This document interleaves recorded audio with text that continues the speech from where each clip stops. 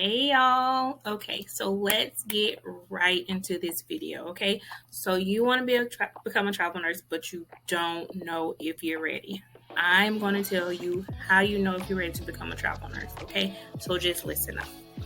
First and foremost, you need to have at least 1 to 2 years of experience in your specialty in order to become a travel nurse, but that's a given. I can sit here and ramble off a bunch of other things, but it's pretty much irrelevant. What you need in order for an agency to actually take you seriously is experience, and that's it. Period. Okay. Also, what I would recommend if you're sitting here and you're like, I only have a year of experience, I'm not quite sure if I'm really ready yet. How do I know if I'm ready? I got you. Don't worry about it. This is how you know you're ready, okay? So, you are going to get a skills checklist, okay? Go to Google, type in your specialty and nursing skills checklist after it. So, when you go to Google, type in NICU skills checklist. I'm saying NICU because I'm a NICU nurse. And then it's just going to pull up a checklist. In that checklist, you want to go down it and make sure you can perform at least 80 to 90% of the tasks that are on that checklist, okay? If you're going through that checklist and you're like, oh, I haven't done that, I don't even know what that is, like, oh, what does this mean? It's okay. Don't freak out. Don't get worried. All you need to do at this point is just to go ahead and learn those things, okay? You know you want to be a travel nurse. These are the skills you will need to be successful in your specialty. That skills checklist is going to be golden, all right? All agencies that you work for, they're going to require you to fill out a skills checklist to pretty much tell the hospital if you're competent or not. So if you're filling out a skills checklist to apply with an agency and you're already checking off things like not proficient, never performed, it looks bad on your part. But if you're checking off that skills checklist and you're saying that you perform these skills daily, you can teach somebody else to do it, it makes you look like you are the bomb.com, okay? And it puts you at the top of the list with managers because they want travelers who can hit the ground running, okay? They prefer if they don't have to orient you at all.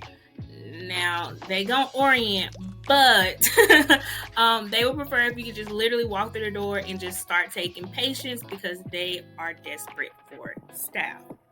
Okay, so experience and skills checklist, those are important. All right, some things that are pretty not set in stone, they're going to be more so like personal evaluation, right?